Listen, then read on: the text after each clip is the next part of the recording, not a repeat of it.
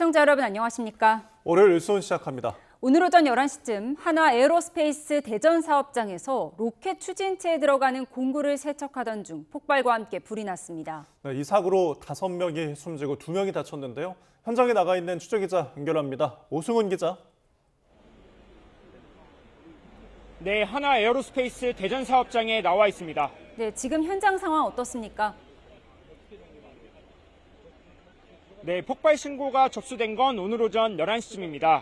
폭발로 인해 화재가 발생하면서 소방당국은 대응 1단계를 발령했고 화재는 2시간 10분 만에 마무리됐습니다. 사고가 난 장소는 한화 에어로스페이스 대전 사업장 안에 있는 56동 세척실입니다. 이번 폭발로 인해서 내부에는 모두 7명의 작업자가 있었지만 5명이 숨지고 2명이 다쳤습니다. 사망자는 50대 2명, 30대 1명, 20대 2명입니다. 부상자 1명은 전신에 화상을 입고 중환자실에서 치료를 받고 있고 나머지 1명은 목 부위에 가벼운 화상을 입어 치료를 받은 뒤 귀가한 것으로 알려졌습니다. 한화 에어로스페이스 관계자는 브리핑을 통해 로켓 추진체에 들어가는 공구에 묻어있는 화약 약품을 세척하던 중 원인을 알 수 없는 이유로 폭발이 난 것으로 보인다고 말했습니다. 이 관계자는 화약 약품이 물에 닿으면 폭발성이 사라진다고 말을 했지만 화재가 난 원인에 대해서는 추가 조사가 필요하다고 덧붙이기도 했습니다. 이 사업장에서는 지난 2018년과 2019년에도 폭발 사고가 나 사상자가 나오기도 했습니다. 경찰과 소방당국은 공장 관계자 등을 토대로 공장 폭발 사고 원인을 조사하고 있다고 밝혔습니다. 지금까지 한화 에어로스페이스 대전 사업장에서 YTN 오승훈입니다. 대전 한화 에어로스페이스 폭발 사고 당시 마치 포탄이 터지는 듯한 굉음이 들렸다는 제보가 YTN에 잇따랐습니다. 사고 지점으로부터 수킬로미터 떨어진 곳까지 소리가 들릴 정도로 위력이 상당했던 것으로 보입니다. 배민혁 기자입니다. 산등성 위로 시커먼 연기가 끊임없이 뿜어져 나옵니다. 한화 에어로스페이스 대전 공장에서 발생한 폭발 사고로 불이 난 겁니다. 사고 직후인 오전 11시쯤 소방당국에는 폭발음이 들렸다, 연기가 많이 난다는 등의 신고만 30건이 넘게 접수됐습니다. 비슷한 시간대 YTN에도 주변에서 굉음이 들렸다는 제보가 잇따랐습니다. 폭발이 한 3번 무슨 쾅쾅쾅 소리가 집에 있는데 나가지고 뭐 무슨 소리지? 하고 봤더니 저희 집 뒷베란다 쪽에서 보니까 거기 까만 연기가 이렇게 위로 올라오고 있더라고요. 폭발이 발생하고 이어 검은 연기가 하늘을 뒤덮기까지 채 몇 분이 걸리지 않았습니다. 분명히 방금 전까지는 그 하늘이 깨끗했었는데 잠깐 고개를 돌리니까 하얀 연기가 피어오르더라고요. 폭발음의 위력은 수킬로미터 떨어진 곳에서도 들릴 정도로 상당했습니다. 폭탄 터지듯이 한 2-3차례 팡팡팡 크게 났거든요. 제가 있는 데서 한 6km 되려나? 그러니까 좀 울릴 정도예요. 지역이 좀 울릴 정도로. 한낮에 벌어진 대형 폭발 사고로 근처 주민들은 크게 놀랐고 결국 사상자도 잇따랐습니다. YTN 배민혁입니다.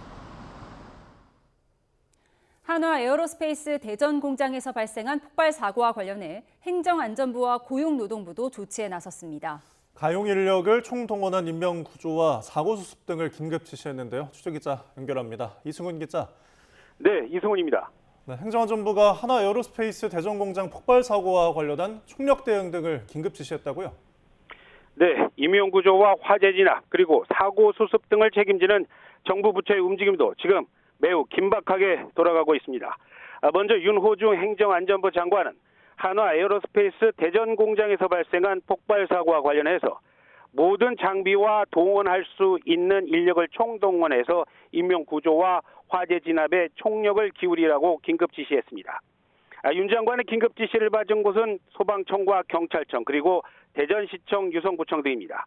윤 장관은 특히 소방에겐 화재 진압과 구조 과정에서 안전사고 등이 발생해서는 안 된다면서 먼저 만약 있을지 모를 안전사고 방지에 최선을 다해달라고 당부했습니다. 또 경찰에는 현장 주변 상황이 지금 매우 긴박한 만큼 현장 주변 통제에 소란과 불편함이 없어야 한다고 강조하기도 했습니다. 폭발 사고 신고가 119 신고로 접수된 시간은 오전 10시 59분입니다. 소방당국은 오전 11시 17분 대응 1단계를 발령했습니다. 네, 고용노동부도 폭발 사고와 관련한 수습을 긴급 지시하고 산재수습본부까지 구성했다고요? 예, 그렇습니다. 김영훈 고용노동부 장관도 이번 폭발 사고와 관련해 신속한 사고 수습 등을 해당 부서 그리고 산하기관 등에 긴급 지시했습니다. 김 장관은 먼저 노동부에는 중앙산업재해수습본부를 구성했습니다. 또 대전지방고용노동청에는 지역 산업재해수습본부를 즉시 구성하고 사고 수습과 원인 규명에 나서고 있습니다. 앞서 사고 발생 직후에는요, 대전노동청장 그리고 노동감독관 등을 현장에 보내서 공장 작업 중지 조처를 내리기도 했고, 지금은 현장에 산업안전보건본부장을 긴급 파견한 상황입니다. 김영훈 노동부 장관은 사고로 숨진 노동자에게 애도를 표하면서 신속하고 엄정한 사고 수습 그리고 이와 함께 2차 사고 예방에 총력을 다하겠다고 말했습니다. 노동부는 무엇보다 지역 노동청 등을 통해서 이번 사고 발생의 구조적인 원인이 있는지 등을 철저히 따지고 이와 함께 사고 전반에 대한 신속하고 엄정한 감독 그리고 수사를 약속하기도 했습니다. 지금까지 정부 세종청사에서 YTN 이승훈입니다. 한화 에어로스페이스 대전 사업장에서 발생한 폭발 사고와 관련해 손재일 대표이사가 머리 숙여 사과했습니다. 손진 직원들에 대한 애도의 뜻을 전하며 사고 수습과 원인 규명에 최선을 다하겠다고 밝혔습니다. 취재기자 연결해서 자세한 내용 알아보겠습니다. 손유정 기자, 이번 사고에 대한 하나그룹의 입장 전해주시죠. 네, 손재일 한화 에어로스페이스 대표이사는 조금 전 대전 사업장 사고 현장을 찾아 피해 직원과 유가족에게 사과의 뜻을 전하며 고개를 숙였습니다. 손 대표는 무엇보다 안전해야 할 일터에서 일하는 분들의 생명을 지키지 못해 대표이사로서 무거운 책임감을 통감한다고 밝혔습니다. 어떤 말로도 가족을 잃은 유가족을 위로하지 못할 것을 잘 알아 더욱 송구스럽고 참담하다며 다친 직원들의 치료와 회복도 끝까지 책임지겠다고 강조했습니다. 또 관계 당국의 조사에 적극 협조해 사고 원인을 명확히 규명하는 한편 같은 일이 되풀이되지 않도록 근본부터 바로 잡겠다고 덧붙였습니다. 앞서 손 대표는 사고 직후 서울 본사에서 대책회의를 연 뒤 곧바로 사고 현장으로 이동했습니다. 사측은 아직 현장 확인이 어려워 구체적인 사고 원인은 파악되지 않았다고 밝혔습니다. 사고가 난 사업장은 발사체의 추진제를 씻어내는 세척 작업실로 한화 에어로스페이스 측은 해당 공정을 고위험 작업으로 인식하지 않았다고 말했습니다. 일반적으로 화약 성분이 물에 닿으면 위험성이 낮아지는데 어떤 경위로 폭발이 발생했는지 파악하고 있다고 설명했습니다. 피해 직원들은 한화 에어로스페이스 대전 사업장 생산팀 소속으로 확인됐습니다. 숨진 직원 가운데 계약직 근로자는 2명 포함된 것으로 파악됐습니다. 지금까지 경제부에서 전해드렸습니다. 오늘 오전 10시 반쯤 충북 청주 하이닉스 반도체 생산 공장에 있는 가스룸에서 불이 났습니다. 불은 공장 내부 스프링클러가 작동해 10여 분 만에 자체 진화되면서 큰 피해는 없었습니다. 하지만 화재 직후 공장 안에 있던 직원들이 대피했고 이 가운데 11명은 이상 소견 여부를 확인하기 위해 사내 부속병원에서 건강 상태를 확인했습니다. 확인을 받은 직원 가운데 일부는 정상적으로 업무에 복귀한 걸로 전해졌습니다. 소방당국이 현장에서 측정한 결과 가스룸 내부에서 불소가 5ppm 감지됐습니다. 하이닉스 관계자는 적은 양의 가스가 가스룸 내부에만 퍼졌을 뿐 공장 외부로 유출되진 않았다며 예방 차원에서 직원들의 건강 상태를 확인하고 있다고 밝혔습니다.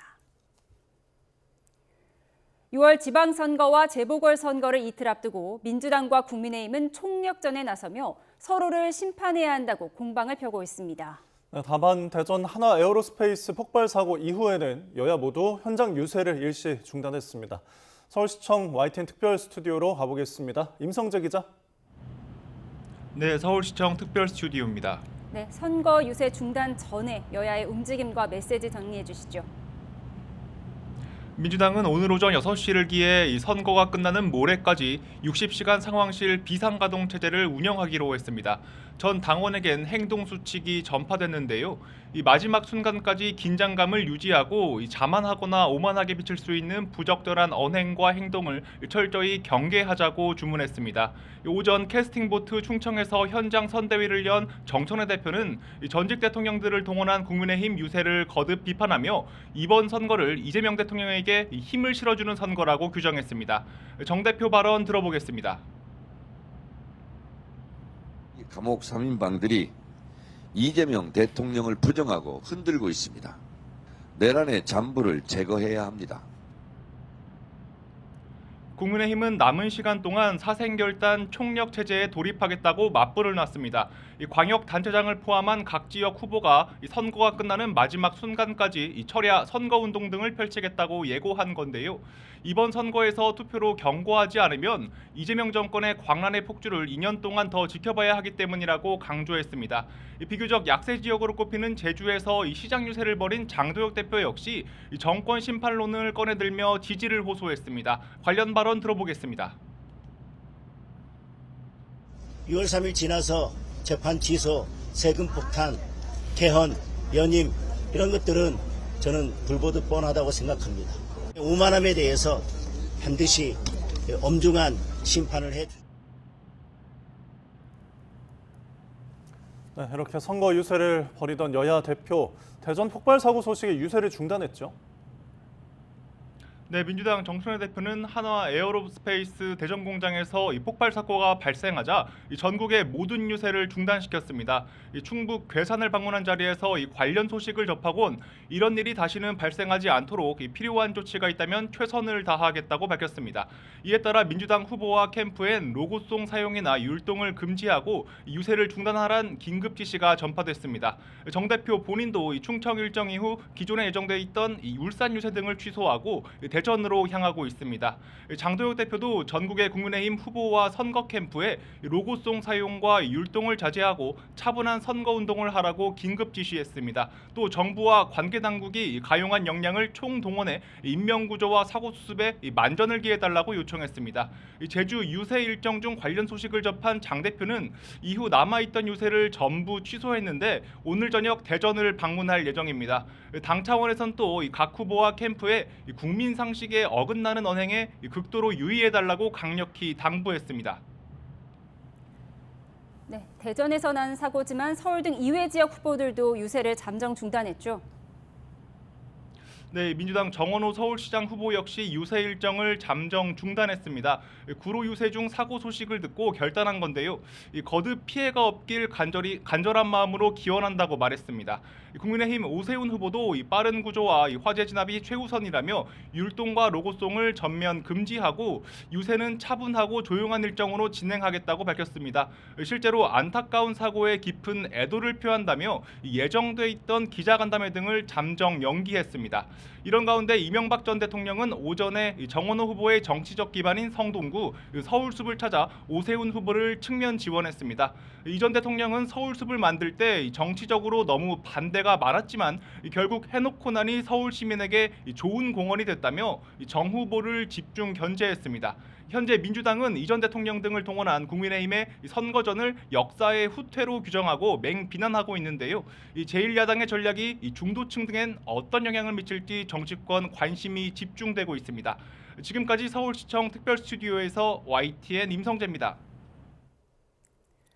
이처럼 6.3 지방선거가 이틀 앞으로 다가온 가운데 지방선거 못지않게 뜨거운 관심을 받는 곳이죠. 재보궐선거 격전지에서는 후보들의 선거운동이 어느 때보다 치열하게 진행되고 있습니다. 네, 지금부터는 경기 평택을 부산 북구 갑에 나가 있는 취재기자 차례로 연결해 분위기 살펴보겠습니다. 네, 먼저 김다연 기자, 어디에 나가 있습니까? 네, 저는 지금 경기 평택 안중시장에 나와 있습니다. 네, 서상은 기자는 어디에 있나요? 네, 부산 북구 북포시장에 나와 있습니다. 네, 먼저 평택으로 가보겠습니다. 김다연 기자, 후보들이 잇따라 시장을 찾고 있는데 지금 현장 분위기는 어떻습니까? 네, 대전 한화 에어로스페이스 사고와 관련해 각 당에서 조용한 유세를 지시한 만큼 시장 분위기도 오전에 비해서는 한산합니다. 후보들은 노래와 율동을 자제한 채 조용하게 유권자와 접촉면을 넓혀나갈 것으로 보입니다. 오늘 민주당 김용남 후보는 이재명의 선택이라고 적힌 팻말을 목에 걸고 출근길 유세전에 나섰고요. 이곳 시장도 찾았습니다. 민주당 조승래 사무총장은 기자간담회에서 김용남 후보가 조국혁신당과 국민의힘의 공세, 또 언론의 검증에도 잘 버티고 있다며 지지세가 결집하고 있다고 평가했습니다. 국민의힘 유이동 후보도 새벽부터 수영장과 야유회, 시장을 돌며 지역 주민과 접점을 넓혔는데요. 유 후보는 자신의 SNS에 김용남 후보의 탈세, 위장 취업 등 범죄 의혹이 가득한 충격적인 녹취가 공개됐다며 이런 사람이 국회의원에 나와도 되는 거냐고 견제구를 날렸습니다. 조국혁신당 조국 후보도 전통시장 일정을 빼놓지 않았는데 SNS를 통해서는 시민들께서는 이미 누가 진짜이고 가짜인지 알고 있다면서 자신을 뽑아달라고 호소했습니다. 당도 막판 지원 사격에 나섰는데요. 조국혁신당 이혜민 사무총장은 김용남 후보를 향해 국민의힘이었다가 개혁신당이었다가 힘과 공천을 쫓아 당적 쇼핑하던 카멜레온 같은 검사 출신이라고 비판했습니다. 진보당 김재현 후보와 자유와혁신 황교안 후보도 각각 고등학생 유권자와 만나거나 부정선거론을 내세우는 모스탄 기자회견에 참석하는 등 막판 선거운동을 이어가고 있습니다. 격전지 평택 을에선 여야 모두 단일화 논의가 선거 초반부터 주목을 받았는데요. 본투표를 이틀 앞둔 지금도 김용남 조국 후보는 서로 진짜 가짜 민주진영 후보라는 프레임을 씌우며 대립하고 있어 연대 논의는 물 건너간 상황이고요. 유이동 후보와 황교안 후보의 단일화 논의도 제자리 걸음입니다. 네, 이번에는 부산 북구로 가보겠습니다. 차상현 기자, 본선거가 이제 이틀 앞으로 다가왔는데요. 후보들이 치열한 공방을 벌이고 있다고요? 네, 그렇습니다. 북구의 중심이라고 할 수 있는 이곳 구포시장을 중심으로 뜨거운 유세전이 벌어지고 있습니다. 후보들은 공약을 발표하거나 지지를 호소하는 기자회견을 잇따라 열면서 막바지 표심 잡기에 분주한 모습입니다. 전재수 후보의 시장 선거 출마로 치러지는 이번 국회의원 보궐선거에 민주당 하정우, 국민의힘 박민식, 무소속 한동훈 후보가 연일 치열한 공방을 벌이고 있습니다. 민주당 입장에서는 부산에서 단 하나뿐인 지역구를 사수해야 하고 국민의힘은 민주당이 내준 옛 지역구를 탈환해야 하는 입장입니다. 무소속 한 후보는 북구 주민들의 지지를 바탕으로 보수 재건에 나서겠다는 뜻을 밝히고 있습니다. 세 후보 모두 선거 초기부터 접전을 벌였고 특히 보수 후보들 사이에서 팽팽한 신경전이 벌어지기도 했는데요. 여론조사 결과를 공표할 수 없는 기간이라 어떤 후보가 앞서고 있는지 예상하기가 힘든 상황입니다. 지난 주말에도 후보들은 쉴 틈 없는 일정을 보냈습니다. 하정우 후보와 한동훈 후보는 북구 지역 구석구석을 누비며 유권자들을 만나는 데 집중했고 박민식 후보는 부산을 찾은 이명박 전 대통령의 지원 사격을 받으며 보수 표심을 공략했습니다. 선거에 대한 높은 관심을 반영하듯 북구갑 지역의 사전투표율은 25.5%로 전국 평균보다 높았습니다. 상대 진영에 대한 고발과 선관위 조사도 이뤄지고 있는데 지지 후보가 아직 없는 중도 민심에 영향을 미칠 것으로 보입니다. 네, 지금까지 김다현, 차상현 기자 연결해서 재보궐 격전지 분위기 알아봤습니다. 고생하셨습니다. 코스피가 8,700대 후반으로 종가 최고치를 경신하면서 9,000피에 한층 더 다가가고 있습니다. 특히 이번 주 예정된 젠슨 황 엔비디아 CEO의 방문은 우리 증시에 호재로 작용할 것으로 보입니다. 자세한 증시 상황 취재기자 연결해서 알아보겠습니다. 네, 김세욱 기자, 우리 증시 상황 정리해 주시죠. 코스피가 3.68% 오른 8,788로 장을 마치며 종가 최고치를 경신했습니다. 장 초반부터 급상세를 이어가는 코스피는 8,800대를 돌파하며 장중 최고치를 이어가기도 했습니다. 장 막판에 조정을 거치면서 8,700대로 마무리하며 일단은 숨고르기에 나선 모습입니다. 코스피는 장 출발부터 급등세를 보였는데 오전 11시 반 5분 동안 프로그램 매수 호가 효력이 정지되는 매수 사이드카가 발동되기도 했습니다. 코스피 시가총액도 사상 처음 7천조 원을 넘어섰습니다. 코스피 대장주인 삼성전자는 10.9% 급등한 34만 9천 원, 사상 첫 34만 원대로 거래를 마친 가운데 시총도 2천조 원을 넘었습니다. 장 초반 하락했던 SK하이닉스도 상승세로 돌아서며 236만 3천 원을 기록했습니다. 눈에 띄는 것은 LG전자의 약진입니다. LG전자는 전 거래일보다 무려 29.86% 오른 38만 500원으로 거래를 마무리했고 네이버도 급등세를 보였습니다. 엔비디아의 젠슨 황 CEO가 우리나라를 방문해 구광모 LG그룹 회장과 회동할 것으로 알려진 것이 호재로 작용한 것으로 보입니다. 황 CEO는 또 정의선 현대차그룹 회장, 최태원 SK그룹 회장, 이혜진 네이버 의장 등과도 만날 예정인 것으로도 전해졌습니다. 황 CEO가 이번 방안에서 어떤 움직임을 보이느냐에 따라 관련주들도 민감하게 반응할 것으로 예상됩니다. 현재 기관과 개인은 순매수를, 외국인은 순매도를 보였습니다. 하지만 코스닥은 2.3% 내린 1,050으로 장을 마쳤습니다. 원달러 환율은 3.6원 내린 1,504.4원으로 거래를 마무리했습니다. 지금까지 하나은행 딜림룸에서 YTN 김세호입니다.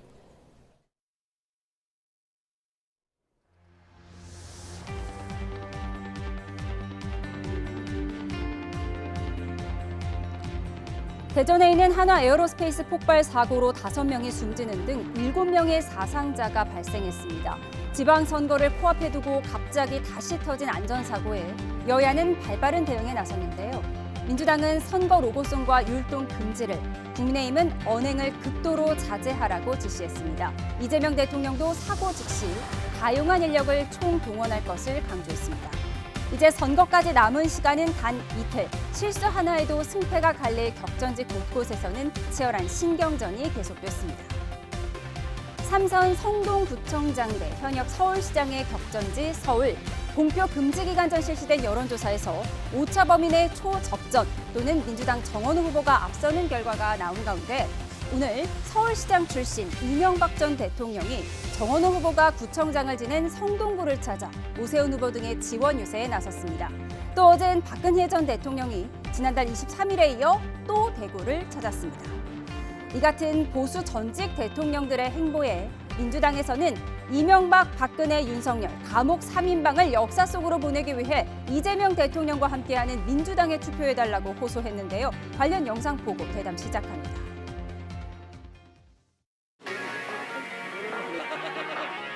우리 소 시민들이 일 잘하는 시장 뽑아주고 일 잘하는 구청장 뽑아주면 좋겠다. 지역별로 개성을 살린 대표 골목상권 제2의 성수동 20개 만들기를 통해서 지역상권을 활성화시키겠습니다. 제가 임기 때 성수동에 유령마을처럼 죽어가던 중공업 지역을 행재정적인 지원을 함으로써 그곳이 살아나기 시작했는데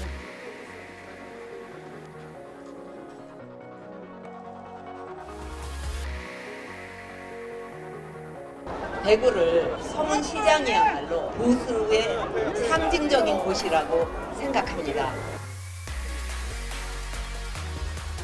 윤석열, 이명박근혜 감옥 3인방을 역사 속으로 이제 보내야 합니다. 그러기 위해 이재명 대통령과 함께하는 민주당 기호 1번에게 투표해 주십시오. 김대중 대통령께서 호남에 대한 사랑과 은혜를 많이 받았습니다.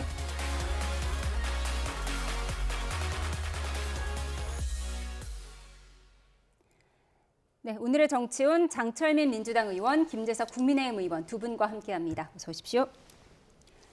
네, 한화 에어로스페이스의 폭발 사고가 발생해서 7명의 사상자가 발생했습니다. 여야 모두 선거운동 제한하는 긴급 지시를 내렸는데 장 의원님 지역과 좀 가까운 곳이어서요. 상황이 파악됐습니까? 일단 지금 뭐 사망자가 워낙 많이 나오는 예. 상황이라서 일단 이 희생자들의 명복을 빌고요. 유가족께 또 많은 위로를 전하고요.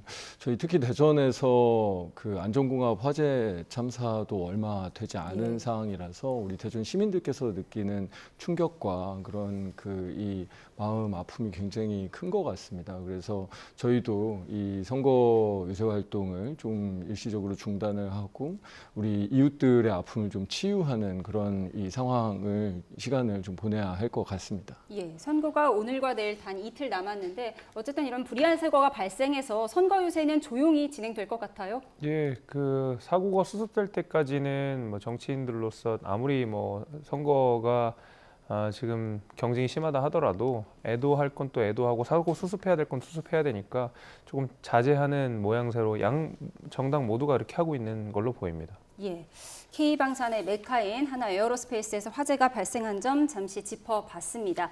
앞서 영상으로 보여드렸는데요. 이명박 전 대통령이 어제 부산에 간 것도 이례적인데 오늘은 서울을 갔습니다. 그런데 성동구 서울숲을 찾았어요. 아무래도 이 성동구가 잘 나가게 된 것이 정원호 후보만의 것이 아니라 내가 예전에 서울숲을 만들었다. 이걸 좀 강조하고 싶었던 것 같아요.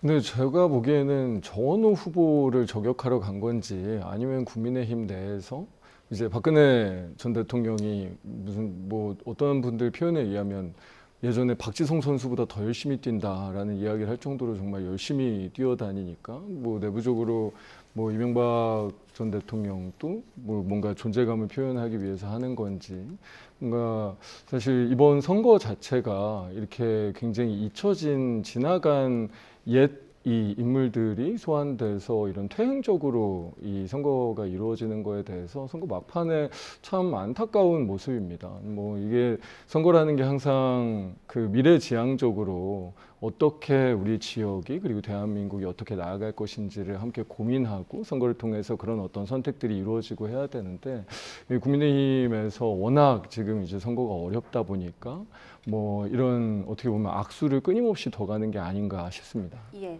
잠시만요. 하나 에어로스페이스와 관련해서 속보가 들어왔습니다. 대전 유성구에 있는 하나 에어로스페이스에서 벌어진 폭발 사고와 관련해서 노동부가 전담 수사팀을 중심으로 수사에 착수했다는 속보가 조금 전에 들어왔습니다. 노동부는 사고 발생 이후에 대전 노동청 중대산업재해 수사과와 중대산업사고예방센터 근로감독관 등 20여 명 규모의 전담 수사팀을 구성해 본격적인 수사에 나섰다는 속보가 들어왔고요. 이와 함께 김영훈 고용노동부 장관도 중앙산업재해수습본부를 구성하고 유현철 산업안전보건본부장을 현장에 급파해서 신속하고 체계적인 사고 수습을 지원하게 했다는 속보 전해드립니다. 자세한 소식 들어오는 대로 추가로 전해드리겠습니다. 네, 이명박 전 대통령이 서울 성동구 서울숲을 찾은 이야기 하고 있었습니다. 어제 부산에 가서는요, 박형준 부산시장 후보와 돼지국밥을 먹었어요. 19년 전에 이 돼지국밥을 먹는 영상이 화제가 됐었잖아요. 그게 대통령 선거 과정에서 굉장히 나름의 그 당시 이제 화제가 크게 돼가지고 예 아직도 회자되는 좋은 캠페인 중에 하나였다고 어떤 계속 이제 입에 오르게 되는데 아마 그런 장면들도 생각하신 것 같습니다. 그래서 뭐 밥 잘 먹고 일 열심히 해라 경제 살려라 아마 이런 멘트를 그 욕쟁이 할머니가 하셨던 걸로 제가 기억이 되는데 아마 그런 여러 가지 향수들을 좀 불러일으키려고 하는 것 같고요. 사실 이제 이명박 대통령이라고 한다 그러면 그 이명박 대통령에 대한 평가가 사후적으로 좀 더 좋은 평가를 받는 경향이 좀 있습니다. 예를 들면 특히 이제 서울시를 한정해서 보자 그러면 앞서서 MB가 방문한 서울숲도 당시 이제 민주당이 반대를 했었지만 지금은 시민의 품으로 돌아가서 굉장히 잘 이용하고 있고 서울의 명소가 된 장소 중에 하나고요. 뭐 청계천 복개 사업 뭐 워낙 유명한 일화고요. 예를 들면 또 서울시 버스 환승 체계를 만든 것도 당시 이명박 시장이었던 걸 생각해 보면 사후적으로 굉장히 일을 잘했던 시장으로서 평가를 MB가 지금 받고 있고 아마 그런 면에서는 일을 잘했던 시장으로서는 아마 전무후무한 평가를 받고 있는 사람이 바로 이명박 전 대통령이라고 생각합니다. 아마 그런 것들을 환기시켜주면서 일을 잘했던 이명박 전 시장이 현 시장인 이제 오세훈 시장 후보에게 뭔가 좀 내가 인정하는 후보다라는 인상을 좀 주고 싶었던 것 같고 또 정원우 후보가 그 성동구의 치적을 본인의 거의 유일한 치적으로 지금 내놓고 있는 상황에서 그거는 사실 MB가 깔아놓은 발판 위에서 이루어진 거다라는 인상을 아마 유권자분들께 드리고 싶었던 거라고 생각합니다. 예, 어제 돼지국밥 먹는 장면을 보여드렸는데 그 옆에 보면 부산 북갑에 출마한 박민식 후보가 자기 지역구도 아닌데 달려갔어요. 이명박 전 대통령을 만나러 달려갔는데 거기서 이명박 전 대통령이 박민식 후보에게 나쁜 사람을 꼭 이겨라라고 말했다는 거예요. 이 나쁜 사람이 누구냐를 두고 좀 해석이 분분하더라고요. 뭐 지금 상황으로 보면 한동훈 후보 아니겠습니까? 그게 이제 박민식 후보 측 주장이고 한동훈 후보 측에서는 민주당을 말한 것이다 이렇게 주장을 하고 있어요. 뭐 지금 사실 박민식 후보 측 주장이라고 한 게 결국 국민의힘과 뭐 지금 이명박 그 옆에 있었던 박민식 후보가 했었던 이야기니까 뭐 그거를 뭐 이게 누구냐라는 걸 해석 논쟁을 벌이는 게 그렇게 중요한 것 같지는 않고요.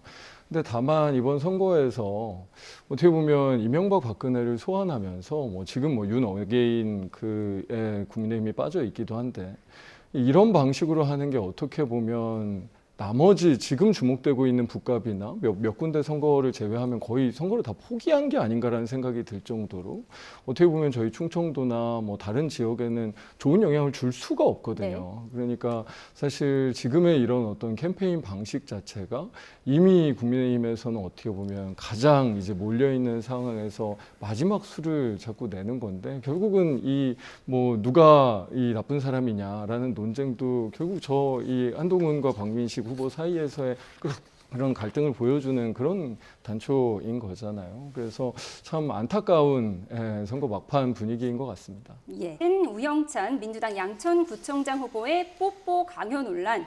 국민의힘은 오빠 강요하더니 이번엔 아기에게 뽀뽀를 강요했다. 이렇게 지금 비판하고 있어요. 그러니까 저게 실수로 넘어갈 일이 아닌 것이 그러니까 하정우 후보와 당시 정청래 대표가 부산 북갑에 내려가서 당시에도 어린 아이에게 오빠라고 불러보라고 강요를 했던 장면 때문에 굉장히 많이 국민들께서 불편해하셨고 저 역시도 딱 조만한 아기를 키우는 입장에서 저거 기분이 확 나쁘더라고요. 사실 만약에 저희 지역에서 우리 국민의힘 후보가 저랬더라도 저는 면전에서 뭐라고 했을 것 같거든요, 후보에게. 요새는 아이 키우는 부모님한테 손만 줘봐도 되냐, 발만 줘봐도 되냐 물어보고 손도 만지고 발도 만지고 심지어는 이제 사탕 같은 걸 전달해 줄 때도 부모님께 여쭤보고 전달할 만큼 지금은 그런 것들을 잘 자제하는 분위기인데 아마 전혀 그런 어떤 경각심 같은 것들이 없었던 것 같고 오세훈 시장께서도 말씀을 잘 하신 대로 정원 후보도 거기에 대해서 문제의식이 있었어야죠. 얼마 전까지 그 오빠 논란으로 민주당이 굉장히 많이 문매를 맞았음에도 불구하고 저기에 대해서 이렇다 할 문제의식도 못 느끼고 있는 상태에서 뒤에 있는 그 여성 대변인께서 이렇게 제지를 했던 저거는 캠프도 부끄러워야 될 일이지만 저 현장에서 바로 옆에서 저 얘기를 듣고도 가만히 있었던 정원호 후보가 정말 부끄러워야 될 일인 겁니다. 예. 한번 뽀뽀해봐 이렇게 아기에게 얘기하는 이 장면을 보고 말씀하신 것처럼 뒤에 있는 여성 대변인이 좀 만류하는 장면도 포착이 되긴 했어요. 근데 오세훈 후보는 정원호 후보가 말렸어야 한다 이런 입장인 거예요? 정원호 후보는 현장에서 정확하게 듣지 못한 것처럼 보이기는 합니다. 그러니까 실제로 분명하게 잘못한 부분이 있고 그 아이나 특히나 이제 부모에게 분명하게 배려해야죠. 상황을 분명하게 잘 판단해야 되고요. 그래서 이 부분에 대해서는 뭐 당사자도 정원호 후보도 이 사과 유감 표명을 했지만 분명하게 잘못한 것이 맞고 앞으로는 그런 어떤 이 시민들을 대할 때 훨씬 더 조심해야 됩니다. 방금 김재섭 의원 얘기한 것처럼 저희도 지역에서 유권자들을 만날 때 특히 아이들과 관련돼서는 정말로 작은 행동 하나 조심해야만 하거든요. 이 부모님들이 저도 사실은 제 아이가 다른 분들을 마주치거나 할 때 굉장히 조심하게 되는데 우리 시민들과 아이들을 대할 때도 당연히 그래야만 했는데 그 부분에 대해서 분명히 부족함이 있었던 건 맞고요. 그 부분에 대해서 분명한 사과를 이미 하기는 했지만 앞으로도 더 조심해야 됩니다. 예, 뽀뽀 논란에 대해서 정원호 후보도 유감을 표했다는 점 다시 한번 정리를 해드리고요. 그런가 하면 오늘 개혁신당 쪽에서 정원호 후보의 칸쿤 출장 동행인에 대한 새로운 의혹을 제기했거든요. 어떤 내용이죠? 일단 그 채용이 불투명하다라는 이야기입니다. 그분이 이제 다급, 나급, 각급으로 이렇게 성동구청 내에서 쭉 재채용의 형태로 이제 승진을 하게 되는데 그 과정 속에서 채용 공고랄지 이런 것들이 좀 불투명하다는 문제 제기를 김정철 후보가 하게 된 건데요. 사실 저도 일전에 검토를 했던 내용이긴 하지만 이 내용의 본질은 저는 그렇게 봐야 된다고 생각합니다. 사실 그 직원이 이렇다 할 어떤 업무적인 성과를 거두지 않은 상태에서 굉장히 젊은 나이에도 불구하고 그 성동구청 내에서 가급이라고 하는 사실 굉장히 높은 직급을 받게 되는 거거든요. 공무원 생활을 하셨던 분들, 공직에서 있었던 분들은 그 가급이라고 하는 자리가 얼마나 높은 자리고 얼마나 무게감이 있는 자리인지를 잘 아실 겁니다. 근데 그런 어떤 특별한 업무 성과라는 것을 확인하기 어려운 사람이 각급으로 갔다는 것 자체에 대해서 문제의식을 저는 갖고 있고요. 게다가 제가 그 칸쿤 출장 의혹을 애초에 처음 제기할 때에도 그 직원이 왜 그 성동구청 내에서도 이례적으로 파격 승진들이 이루어지고 그 가운데서 성별까지도 바뀐 상태에서 칸쿤 출장을 가니까 이거는 너무 말이 안 되지 않느냐라고 해서 내부 제보를 통해서 제가 이 문제를 파헤치게 된 것이거든요. 그러니까 애초에 그 파격 승진을 하게 된 그 어떤 직원의 승진 과정이 굉장히 불투명하고 사실 납득하기 어렵고 불공정 이슈가 있고 이러다 보니까 김정철 후보가 해당 이슈를 제기한 걸로 제가 보입니다. 예. 정원호 후보와 칸쿤 출장에 동행했던 그 공무원의 채용 과정이 불투명했다는 의혹을 개혁신당에서 제기한 건데 반론 있으시면 듣겠습니다. 저희도 보좌진을 채용해도 그 국회 홈페이지에 보좌진 채용 공고란이 있습니다. 하지만 거기에 다 채용 공고를 올리지는 않거든요. 정무직 공직자의 경우에는 실제로 채용 공고가 법적으로 정확하게 저 케이스는 정확하게 모르겠지만 아마 김재섭 의원이나 저 같은 경우에도 실제로 저희 보좌관이나 선임비서관을 채용할 때 이게 무슨 딱히 무슨 비리가 있는 게 아니라 또 여러 이 정무직 공직자에 관련돼서 아니면 함께 일하는 어떤 우리의 팀을 만드는 그런 어떤 과정이기 때문에 저희가 그렇게 채용을 해옵니다. 그래서 이게 꼭 무슨 홈페이지에 채용 공고가 올라 있지 않기 때문에 비리다라고 하는 것은 정말로 억지죠. 실제로 여러 개방직 관련돼서는 뭐 이 구청에서 특히 구청장과 함께 일하는 그런 어떤 이 직원들 같은 경우에는 어느 정도의 재량들이 있는 것 아니겠습니까? 그래서 오히려 저렇게 홈페이지에 공고 하나 없었다라는 걸로 정말로 억지 흠집내기가 아닌가 그렇게 보입니다. 예, 정원호 후보의 추가 해명이 들어오면 전해드리도록 하겠습니다. 이번엔 재보궐선거 최대 격전지 부산 북갑으로 가보겠습니다. 막판 세결집을 위해서 어머니와 아내, 이모까지 가족들이 총출동한 모습인데요. 화면 함께 보시죠. 네, 응원 머리띠를 하고 시장에 인사를 다니는 배우자 하정우 후보 유세에는 이모까지 나섰습니다. 어머니도 이제 아버지 따라서 양계장을 하시게 되는데 이모가 저희를 돌봐주면서 그렇게 삼남매가 자랐습니다. 국민의힘 박민식 후보는 지난달 21일 90대 노모가 직접 삭발을 해주기도 했죠. 어머니께서 우리 박민식 후보의 머리를 직접 잘라주고 계십니다. 그런가 하면 한동훈 후보의 배우자는 북극곰이 아닌 북구곰 인형 팔까지 쓰고 춤을 추는 등 선거운동에 열을 올리고 있습니다. 생각하고 울고 싶은 사람인데 윤석열한테도 그리 당하고 너무너무 가슴 아파요. 걱정해서 잘하고 있습니다. 선거가 과열되면서 지난 주말에는 바로 이 영상이 논란이 됐습니다. 어떻게 이제 해명이 좀 아쉬웠어요. 시간을 줘야 해명할 거 아닙니까, 시간을. 잠깐만요, 주주예요. 네, 알았어요. NHN 주주인데. 이거랑 NHN 하시면서. 한동훈 후보는 이 영상에 대해 시민이 물어보면 답을 해줘야지 면전에서 무시하고 화내는 건 정치인의 태도가 아니라고 비판했고 하정우 후보는 자신에게 질문한 유튜버가 한동훈 지지자이고 시민을 때렸다며 팬클럽 관리 좀 잘하라고 SNS에 올렸습니다. 이후 이 해당 유튜버는 그 시민이 바로 하정우 지지자이고 욕설과 함께 자신을 먼저 때렸다며 해당 영상을 올리는 등 지지자 간 충돌까지 이어진 상황입니다.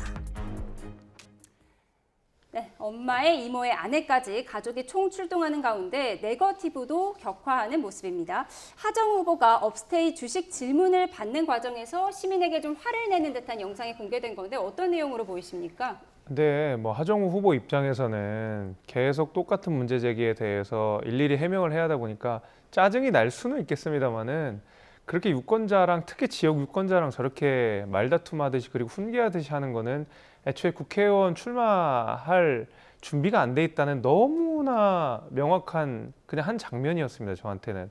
물론 본인 입장에서 억울할 수 있죠. 그리고 본인 입장에서 해명할 게 많을 수 있죠. 그렇지만 그 문제 제기를 하는 유권자에 대해서 저런 식으로 고압적인 태도로 왜 나한테 와서 이 문제를 따지냐고 하는 거는 국회의원으로서 저는 심각한 자질을 의심할 수밖에 없습니다. 몇 번을 물어보시든 몇 번을 설명할 수밖에 없는 게 후보의 위치라는 것이고 아니 본인이 떳떳하면 나중에 어떤 방식으로는 해명을 하면 되는 것이지 유권자랑 싸워서 뭘 얻겠다고 저런 식으로 싸우는 건지 저는 잘 모르겠고 하정우 후보에 대한 어떤 자질 논란들이 굉장히 많이 있는데 저는 특히 이 장면도 하정우 후보는 아직 뭐 선거 뛰고 뭐 국회의원이 되고 할 준비는 안 돼 있는 분이구나라고 저는 좀 생각이 됐습니다. 예, 이 영상이 공개된 후에 하정우 후보 측에서는 좀 지지자 간 충돌 영상까지 공개를 했어요. 그러니까 저희가 저렇게 쇼츠나 이렇게 짧은 영상만 보면 악의적인 편집 가능성이 있거든요. 그러니까 일반 정말로 그냥 지역 주민인지 아니면 저런 악의적인 영상을 만들기 위한 의도로 접근해서 뭔가 일부러 갈등을 만들어서 이제 저런 상황을 조성한 것인지는 저는 조금 의문은 있습니다. 아마도 하정우 후보도 그냥 일반 유권자 시민이 이런 어떤 질문을 하고 했다면 아마 김재수 후보는 방금 이야기하신 대로 충분하게 소명하고 차분하게 대응했을 가능성이 제가 보기에는 훨씬 클 것 같습니다. 그게 정상이고요. 아마도 이런 어떤 악의적인 영상을 유도하기 위한 그런 어떤 상황들이 조성될 것이 아닌가라는 생각이 저는 오히려 더 많이 들고 그러다 보니 보니 오히려 저렇게 이 다른 시민들과 뭔가 이제 폭력적인 상황까지 그렇게 만들어가는 그렇게 지금 선거판을 망가뜨리고 있는 그런 상황들에 대해서 오히려 하정우 캠프에서 후보가 또 이 문제 제기를 그렇게 하게 된 게 아닌가라는 게 제가 보기에는 더 합리적인 이 생각인 것 같고요. 하정우 후보도 당연히 유권자 소중하지 않은 후보가 세상에 어디 있겠습니까? 그리고 선거 과정이라고 하는 게 유권자들이 이야기를 듣고 또 충분히 내가 국회의원이 되면 어떤 일들을 하겠다라는 말씀을 드리는 그런 과정이기 때문에 이런 영상을 가지고 하정우 후보의 자질을 문제 삼는 게 악의적인 정치 공세라고 생각합니다. 예, 원래는 이제 가족들이 선거운동해주는 훈훈한 이야기를 하려다가 이 논란이 펴져서 저희가 영상을 같이 보여드렸는데 그럼 이번 논란이 어떤 선거 구도에 영향을 줄 거라고 보세요? 막판에 아직 누구를 찍어야 될지 고민하시는 분들께는 영향을 줄 수 있죠. 특히 저렇게 뭔가 유권자랑 다투는 모습을 보게 되면 이 양반이 이 사람이 나를 대표할 수 있는, 나를 대변할 수 있는, 국회에서 나를 대신해서 무언가를 해줄 수 있는 사람이냐라는 의문이 들 수 있다고 생각합니다. 그래서 아직 막판에 누구를 찍어야 될지 모르겠다고 고민하시는 분들한테는 저는 유의미한 영향이 있을 거라고 보고 있습니다. 예, 저희가 이렇게 3분할 화면을 통해서 이 세 후보의 지지 유세 장면도 보여드렸습니다. 네, 그런가 하면 무소속 김관영 후보를 옹호한 송영길 전 대표의 발언으로 전북도지사 선거판은 또 한 번 불꽃이 튀었는데요. 오늘 유세 현장에서는 이런 일까지 벌어졌습니다. 네, 유세 차량의 이동을 막기 위해서였을까요? 이원택 민주당 후보 측의 선거운동원이 김관영 무소속 후보의 유세 차량 아래에 들어눕는 소동이 벌어진 겁니다. 네, 공표 금지 기간 직전에 실시된 여론조사가 상반된 게 나와서 양 진영이 더욱 민감한 상황인데 송영길 인천 연수갑 후보는 무소속 김관영 후보 편에 선 듯한 발언을 했습니다. 그럼 소민들이 평가하는 거예요. 뭐 국민의힘으로 가는 것도 아니잖아요. 누가 돼도 우리 이재명 대통령 함께할 사람들. 김관영도 이재명 대통령이 선택한 사람입니다. 제가 당선되면 정청래 대표가 전 사퇴해야지 맞다고 보는데 그분이 뭐 사퇴할지 안 할지는 본인이 모르겠어요. 송영길 전 대표의 개인 의견이고 명백한 사실은 등급을 살펴한 이번 행위에 대한 당의 정당한 조치였다. 네, 전북도지사 선거가 매우 치열한 건 알겠는데 유세차 아래에 왜 들어간 거죠? 저도 정확하게는 모르겠습니다. 상당히 위험해 보이더라고요. 네, 갈등이 조금 있었던 것 같은데 저희 전북도지사 선거판이 저렇게 조금 난잡해지는 게 굉장히 안타깝기는 합니다. 뭐 방금 송영길 대표 관련된 이야기도 있기는 했지만 실제로 전북이 뭐 워낙 저희 민주당의 우호적인 지역이 있고 또 이 유권자들이 지금 굉장히 이 후보 간 치열하게 이제 진행이 되고 있는 상황에서 좀 굉장히 감정적이 됐나 봅니다. 저런 부분들을 그래도 이 양 캠프에서 조금 많이 자제시키고 어떻게 좀 아름다운 경쟁으로 마무리를 할 수 있게끔 유도해 나가는 게 후보들 입장에서도 바람직하고 전북 이 도 전체를 위해서도 훨씬 바람직해 보입니다. 저런 부분들은 이 후보들이 조금 자제시켜야 될 것 같습니다. 네, 이른바 무소속 돌풍이 불고 있는 이 전북도지사 선거를 정청래 대표가 가장 신경 쓰고 있고 또 국민의힘에서는 부산 북갑 한동훈 전 대표를 가장 신경 쓰고 있다 이런 얘기가 있잖아요. 그러니까 부산 북갑도 마찬가지지만 특히 이제 전북지사 관련해서는 이게 단순히 어떤 민주당 후보 한 분과 무소속 후보 한 분의 경쟁으로 볼 것이 아니라 지금 민주당 저변에서 벌어지고 있는 치열한 명청 갈등의 단면으로서 지금 전북지사 선거가 드러난 것이기 때문에 이게 단순히 그냥 뭐 후보 간의 대결 이렇게를 훨씬 초월하는 문제라고 생각합니다. 뭐 김관영 후보가 직접 이야기한 대로 만약에 김관영 후보가 사실 본인 입장에서 억울하게 컷오프가 되고 만약에 살아 돌아간다 그러면 정청래 대표가 공천을 잘못한 거고 도민들이 평가하기에도 이거는 좀 무리한 컷오프였다라고 생각하시는 거거든요. 그렇게 됐을 때 당연히 정청래 대표에게 타격이 올 수밖에 없는 것이고요. 이번에 몇몇 그런 포인트들이 좀 있는 것 같습니다. 정청래 대표가 픽한 지역이라고 볼 수 있는 지역들이 좀 있는가 하면 이른바 명픽이라고 볼 수 있는 이재명 대통령 픽이라고 볼 수 있는 몇 개 이제 지역들도 좀 있는데 아마 여기에 성패에 따라서 민주당의 갈등 구조 내지는 뭐 계파 싸움 같은 것들이 지선 이후에 훨씬 더 치열해질 가능성이 있다. 아직까지는 선거라는 것 때문에 물밑에서 있는 그리고 치열하게 막 올라오고 있는 이것들이 그냥 잠재되어 있을 뿐이지 아마 이후에 이런 몇 개의 선거구를 중심으로 해서 그런 어떤 갈등들이 결정적으로 비화될 가능성이 좀 있다 이렇게 생각합니다. 예, 김관영 후보는 오늘 인터뷰에서 내가 당선되면 정청래 대표가 사퇴해야 한다 이렇게 주장을 했고요. 사실상 송영길 전 대표도 김관영 후보 편에 선 거잖아요. 이 상황 민주당에서 어떻게 바라보고 계세요? 송영길 대표는 말씀 잘못하신 것 같아요. 잘못하신 거죠. 실제로 지금 저희 후보는 이원택 후보입니다. 근데 좀 즉흥적으로 말씀하신 것 같진 않아서요. 이원택 후보의 당선을 위해서 당역을 모으는 게 너무 당연한 상황이고요. 물론 이제 이 지방선거 이후의 결과가 어떻게 나오느냐에 따라서 평가가 달라질 수는 있습니다. 그런 평가들이 실제로 저희 전당대회 과정에서 굉장히 많이 불출될 수도 있죠. 그런 어떤 우리 전북에 있는 당원들이나 도민들께서 그 평가를 가지고 또 다른 반응들을 하실 수도 있고요. 다만 지금 전쟁 중 아닙니까? 어떻게 보면 이 전투가 이루어지고 있고 이틀밖에 안 남은 상황에서 어떻게 보면 우리 후보의 힘을 빼는 그런 이 발언이 당내에서 나오는 것은 굉장히 부적절하기 때문에 저도 사실 어느 정도는 뭐 지금의 이제 정청래 대표와 관련된 부분, 뭐 앞으로 전당대회 과정에 대한 그런 이 밑에 갈등 요인들이 깔려 있다는 것을 저도 인정을 하기는 하지만 지금 이틀 남은 상황에서 그런 이 우리 후보의 힘을 빼는 발언들은 굉장히 부적절하다.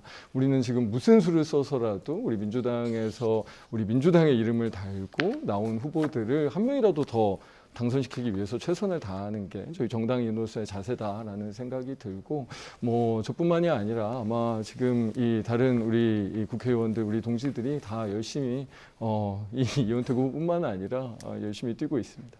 예. 이번에는 한 치 앞을 내다보기 어려운 평택 을로 가보도록 하겠습니다.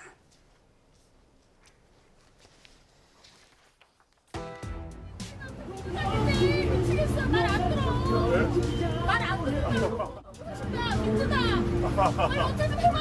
말에 부인말 따르면 뭐 3대 복이 온다고 했습니다.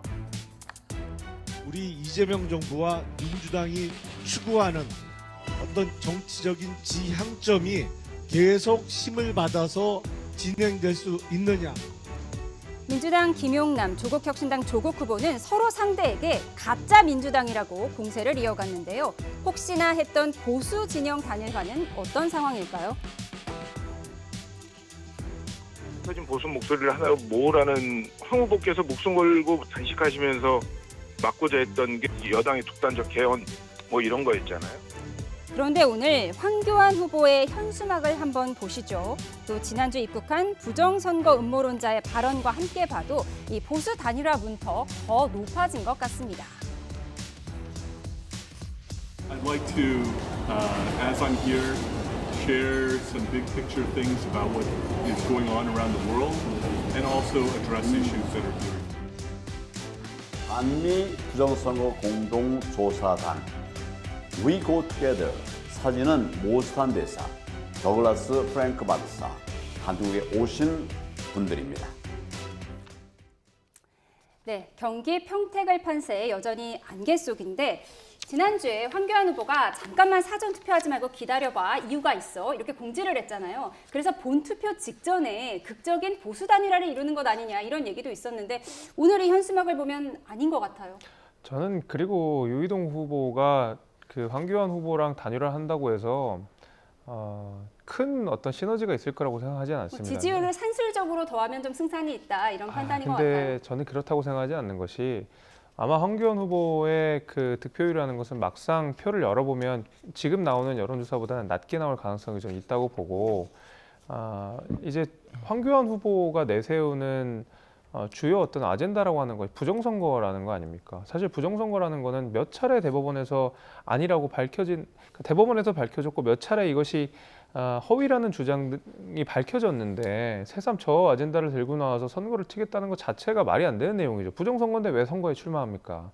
저는 오히려 그런 음모론을 기반으로 한 황교안 후보가 어떤 개혁적인 성향을 가진 유이동 후보와 단일화를 했을 때 유이동 후보가 가지고 있는 선명성 그리고 중도 보수로서의 어떤 그다음에 중진으로서의 무게감 이런 것들이 오히려 저는 마이너스로 작용할 수 있기 때문에 저는 지금 조국혁신당이나 아니면은 민주당이나 평택을 해서 엎치락뒤치락 하고 있지만은 사실 저는 결과적으로는 그래서 무게감이 있고 중진이고 지역을 잘 알고 있는 후보인 유이동 후보가 최종적으로 전 될 거라고 생각하고 있습니다. 단일화를 하지 않더라도 않더라도, 유이동 후보에게 예. 승산이 있을 것이다 이렇게 보셨는데 지금 부정선거 음모론자인 모스탄 교수가 갑자기 입국을 한 거예요. 인터뷰까지 하고 있어요.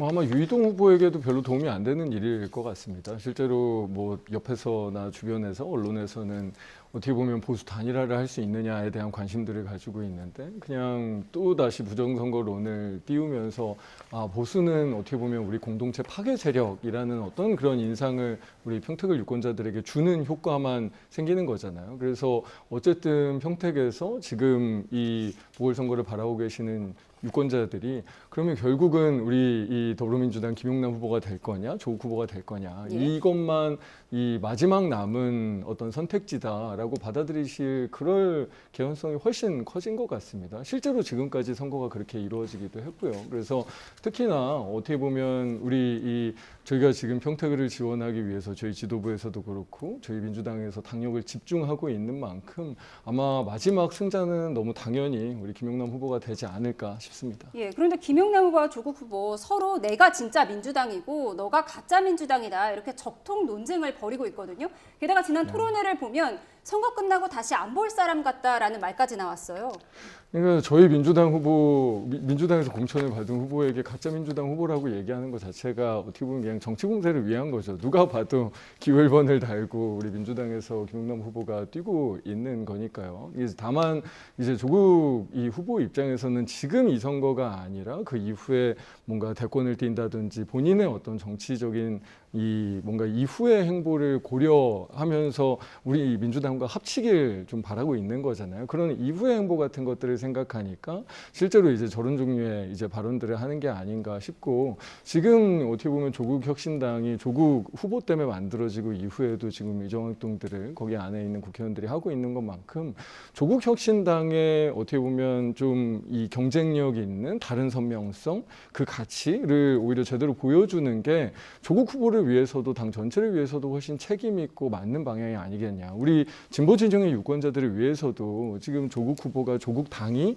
이런 어떤 역할들을 해야 원내에서나 대한민국 전체에서 더 바람직합니다. 예. 내가 더 민주당의 적통입니다라고 얘기하는 것보다 그렇게 오히려 더 차별성과 경쟁력을 이야기해 주시는 게 본인을 위해서나 지금 대한민국 정치를 위해서 더 바람직했는데 오히려 너무 작은 싸움에 매몰되다 보니까 김용남 후보와의 감정 싸움에 매몰되다 보니까 저런 식으로 좀 이상한 논쟁으로 빠져든 게 아닌가 싶습니다. 예, 선거 전에는 정청래 대표가 조국 혁신당에게 우리 같이 갑시다, 합당하자고 러브콜까지 보낸 상황이었는데 지금 이 두 후보 간 감정의 골이 너무 깊어서요. 선거 후에도 합당은 쉽지 않을 거다 이런 분석도 있는데 어떻게 보세요? 이미 뭐 합당이 한번 사실 실패한 것도 있고 앞서서 이야기한 제가 민주당 내에 이제 내지는 뭐 범진보 계열 내에 계파 갈등이라고 하는 것이 아마 이 평택 을에서도 표면화되고 있을 것 같은데요.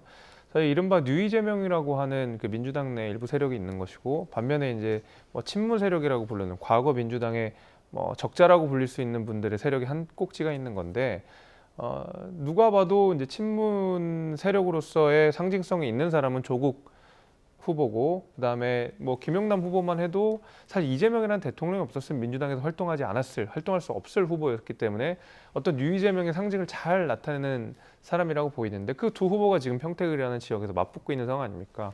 앞서서 전북과 마찬가지로 평택을 역시도 민주당이 지방선거 이후에 겪어야 될 당내 갈등 내지는 진영 내 갈등을 표면적으로 보여주는 상징적인 지역구 중에 하나라고 좀 보고 있습니다. 예, 이틀 남은 지방선거 어떤 변수가 있을지 두 분과 짚어봤습니다. 장철민 민주당 의원, 김재석 국민의힘 의원이었습니다. 고맙습니다.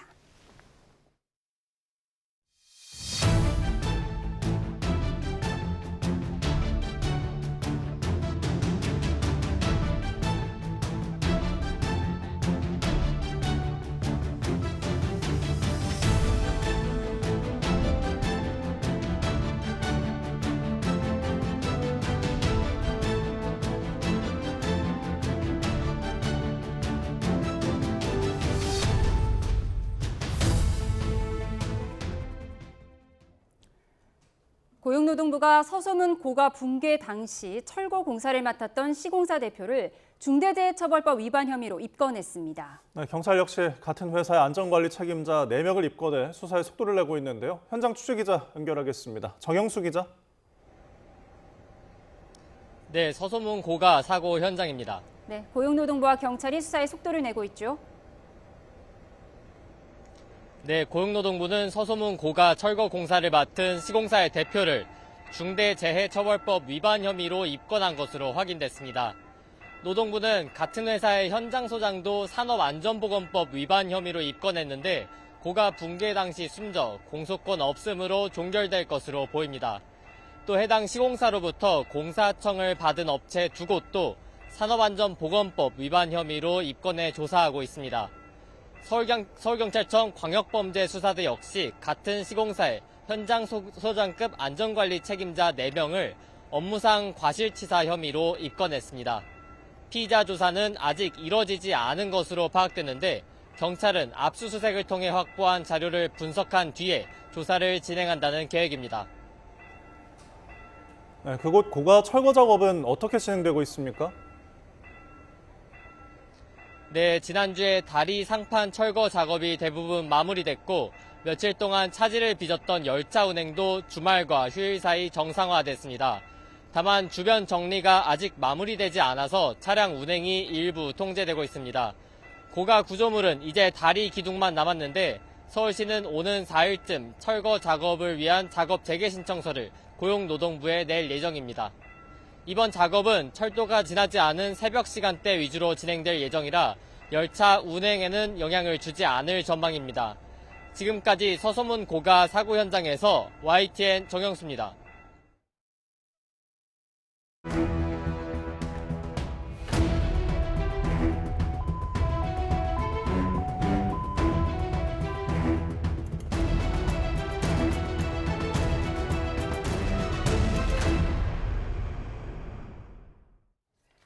오늘 오전 11시쯤 하나 에어로스페이스 대전 사업장에서 로켓 추진체에 들어가는 공구를 세척하던 중 폭발과 함께 불이 났습니다. 네, 이 사고로 5명이 숨지고 2명이 다쳤는데요. 현장에 나가 있는 취재기자 연결합니다. 오승훈 기자.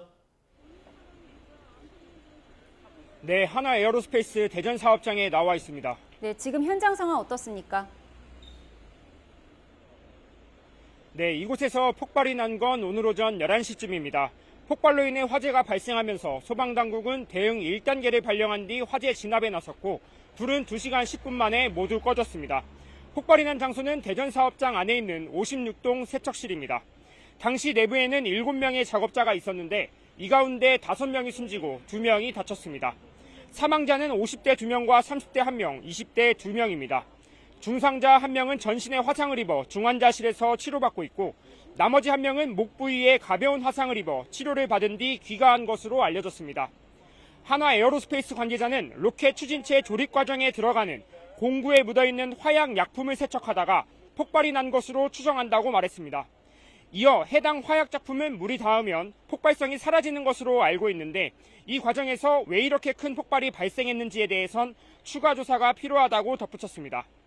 이 사업장에서는 지난 2018년과 2019년에도 로켓 추진체 조립 과정에서 폭발 사고가 나 여러 명의 사상자가 나오기도 했습니다. 방금 전인 16시쯤에는 이 하나 에어로스페이스 노동조합에서 여러 차례 폭발 사고로 인해 사상자가 나고 있음에도 재발 방지 대책이 제대로 이뤄지지 않았다며 규탄하기도 했고 피해자와 유족에 대한 보다 적극적인 지원이 필요하다고 말하기도 했습니다. 경찰은 전담 수사팀을 구성해 원인 조사에 나설 예정이라고 밝혔고 소방당국은 폭발로 무너진 구조물을 철거한 뒤 감식에 나설 계획이라고 전했습니다. 지금까지 한화 에어로스페이스 대전 사업장에서 YTN 오승훈입니다. 한화 에어로스페이스 대전 사업장에서 발생한 폭발 사고와 관련해 손재일 대표이사가 머리 숙여 사과했습니다. 책임을 통감하며 안전체계를 근본부터 다시 점검하고 바로잡겠다고 밝혔는데요. 취재기자 연결해서 자세한 내용 들어보겠습니다. 손유정 기자, 이번 사고에 대한 하나그룹의 입장 어떻습니까? 네, 손재일 한화 에어로스페이스 대표이사는 조금 전 대전 사업장 사고 현장을 찾아 피해 직원과 유가족에게 사과의 뜻을 전하며 고개를 숙였습니다.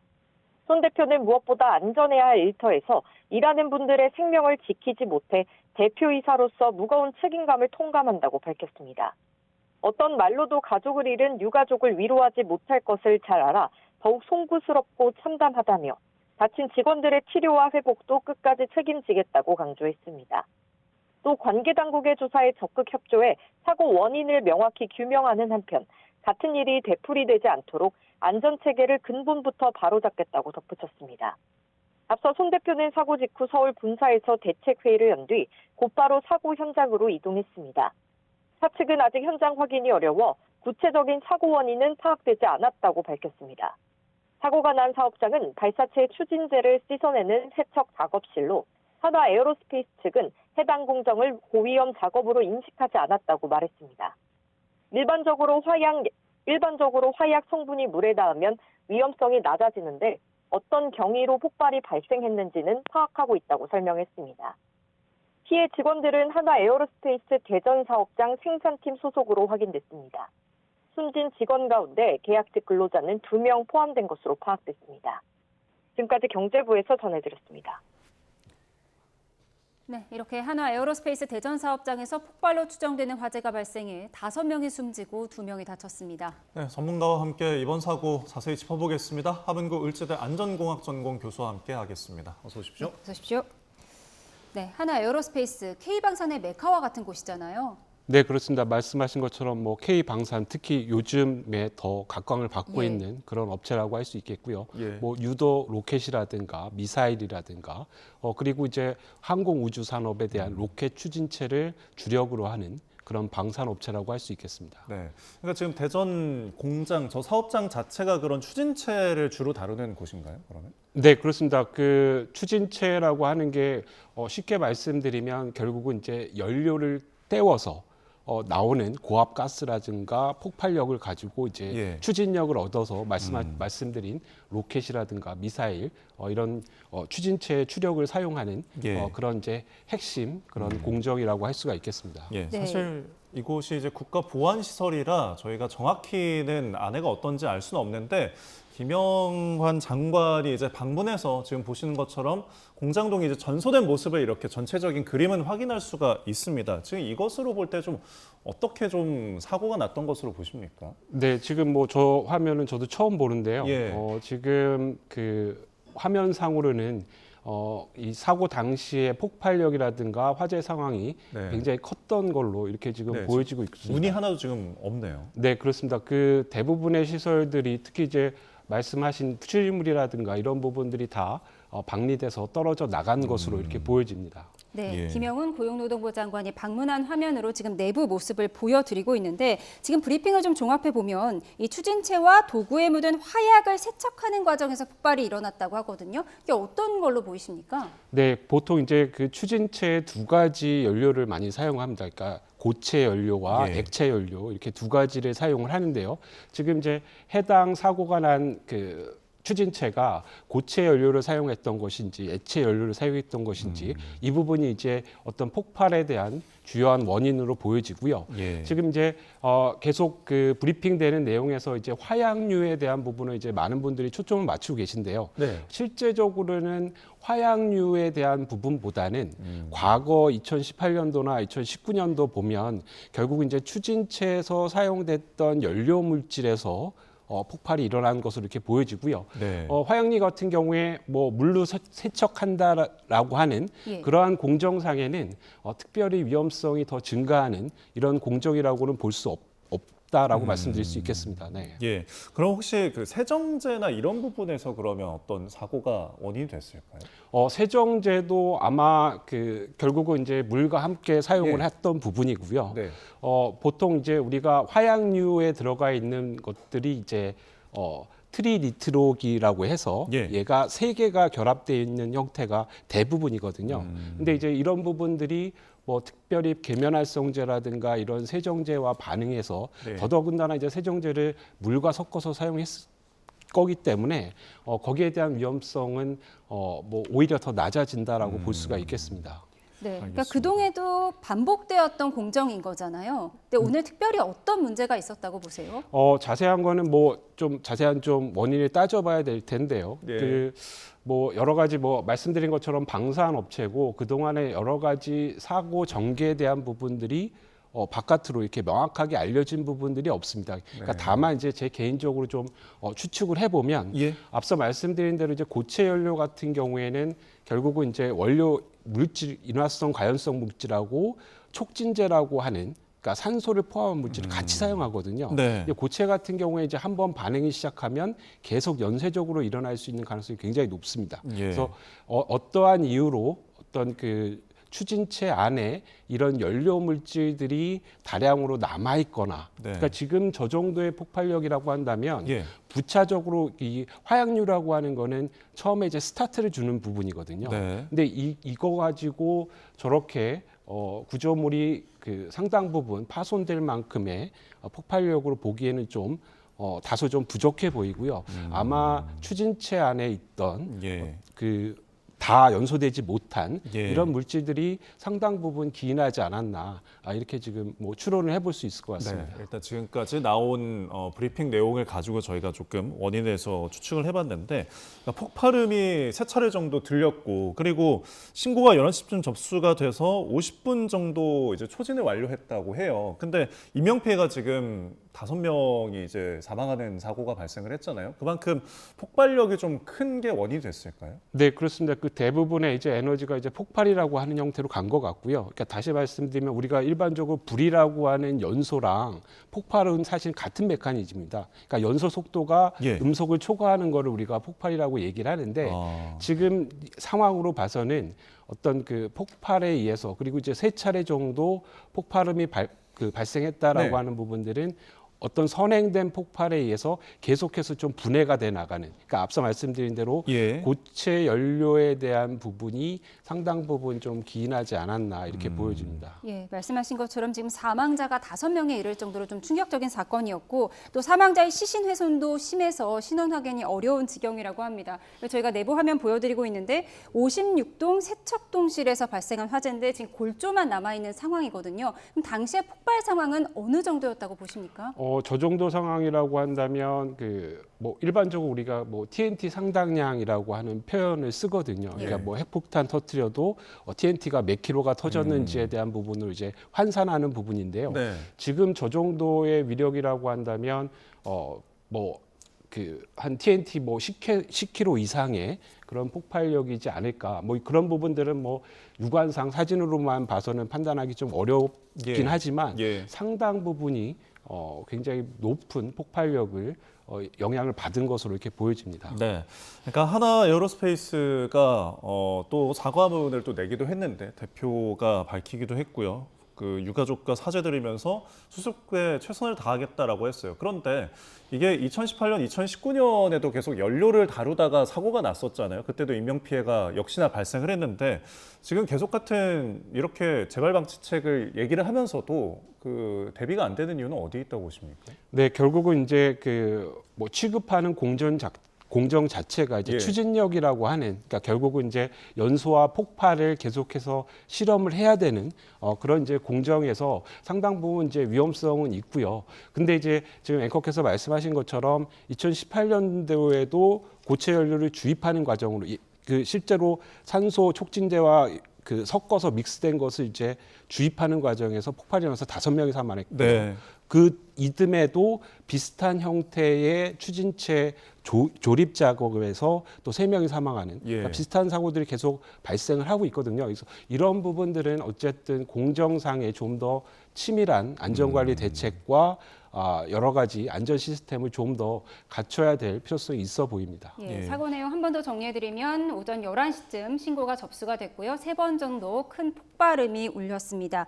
5명이 숨지고 2명이 다치는 큰 참사가 발생을 했는데 말씀드린 것처럼 56동 세척동실 1개동이 전소가 된 겁니다. 그럼 앞으로 화재 원인 조사는 어떤 방식으로 이루어질까요? 네, 기본적으로 이제 폭발음이라고 하는 어떤 폭발이 발생을 했던 부분이고요. 결국은 이제 여러 가지 목격자 인터뷰라든가 그리고 이제 해당 공정에서 어떻게 작업이 이루어졌는지에 대한 분석 그리고 이제 마지막까지 뭐 여러 가지 CCTV 상황 이런 것들을 좀 면밀히 살펴보면 이제 폭발이 어떻게 발생했는가에 대한 메커니즘은 좀 명확하게 밝힐 수 있을 걸로 보여집니다. 네, 앞으로 이제 또 조사되는 소식은 저희가 속보로도 전해드리도록 하겠습니다. 저희 지금까지 하문구 을지대 안전공학전공 교수와 함께했습니다. 고맙습니다. 고맙습니다.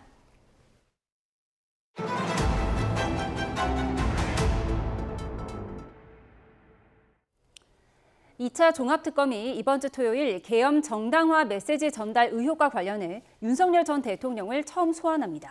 특검이 공개 소환 방침을 밝히면서 구치소에 수감 중인 윤 전 대통령이 특검에 출석하는 모습이 공개될지 주목됩니다. 취재기자 연결합니다. 안동준 기자, 특검이 윤 전 대통령에 대해 공개 출석 방침을 밝혔다고요? 네, 그렇습니다. 종합특검은 이번 주 토요일 계엄 메시지 전달 의혹과 관련해 윤석열 전 대통령을 소환하는데요. 특검은 국민의 알 권리를 위해 윤 전 대통령의 출석 모습을 일반에 공개하기로 했습니다. 다만 윤 전 대통령 측은 특검 측과 협의 과정에 있다면서 확정된 사안이 아니라고 선을 그었습니다. 윤 전 대통령은 현재 서울구치소에 수감 중인 상태로 호송 차량을 통해 특검으로 이동할 예정인데요. 만약 공개 소환이 성사되면 윤 전 대통령이 호송차에서 내려 특검 사무실로 들어가는 모습이 공개될 전망입니다. 윤 전 대통령은 다음 주 토요일에도 반란 혐의로 소환 조사를 받을 예정인데 이때 출석하는 모습을 공개할지는 아직 정해지지 않았습니다. 네, 조태용 전 국정원장은 오늘 특검 소환 조사를 받고 있죠? 네, 종합특검은 오늘 오전 10시부터 조태용 전 국정원장을 내란 혐의 피의자 신분으로 조사하고 있습니다. 구속 상태로 별도 재판을 받고 있는 조 전 원장이 종합특검에 소환된 건 이번이 처음인데요. 조 전 원장은 비상계엄 선포 직후 국정원이 미국 CIA에 계엄 선포가 정당했다는 취지의 메시지를 전달하는 데 관여한 혐의를 받습니다.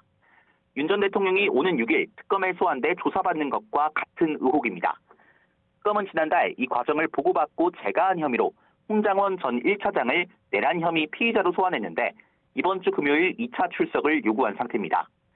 해양경찰청의 계엄 가담 의혹에 연루된 안성식 전 해경기획조정관도 오늘 특검에 출석했는데요. 성실하게 조사받겠다고 짧은 입장만 남기고 조사실로 향했습니다. 특검 재판 상황도 보겠습니다. 오늘 경호처 간부들의 결심 공판이 있었죠? 네, 법원은 오늘 오후 2시부터 윤석열 전 대통령 당시 경호처 간부들의 특수 공무집행 방해 혐의 사건 공판을 진행하고 있습니다. 박종준 전 처장과 김성훈 전 차장 등 경호처 간부 4명이 대상인데요. 일단 증거조사를 마친 뒤에 구형과 최후 진술 등 결심 절차가 진행될 걸로 보입니다. 박 전 처장 등은 지난해 1월 공수처의 2차례 체포영장 집행 당시 차량과 인력을 동원해 관저 진입을 막으려 한 혐의를 받습니다. 앞서 체포 방해를 지시한 혐의로 재판에 넘겨진 윤석열 전 대통령은 1심에서 징역 5년을, 2심에서 징역 7년을 선고받았습니다. 지금까지 사회부에서 YTN 안동준입니다. 경찰이 이재명 대통령의 명예를 훼손한 혐의를 받는 모스탄 미국 리버티대 교수에 대해 출국 정지를 신청했습니다. 서울경찰청 사이버수사대는 오늘 명예훼손 혐의를 받는 탄 교수의 출국을 정지해달라고 요청했습니다. 경찰은 지난달 28일 입국 당시 공항에서 직접 다음 날 출석을 요구했지만 탄 교수는 불출석 신청서와 수사관 기피 신청서를 내고 출석하지 않았습니다. 탄 교수는 이재명 대통령이 청소년 시절 강력범죄에 연루됐다는 취지의 허위 사실을 유포해 명예를 훼손한 혐의를 받고 있습니다.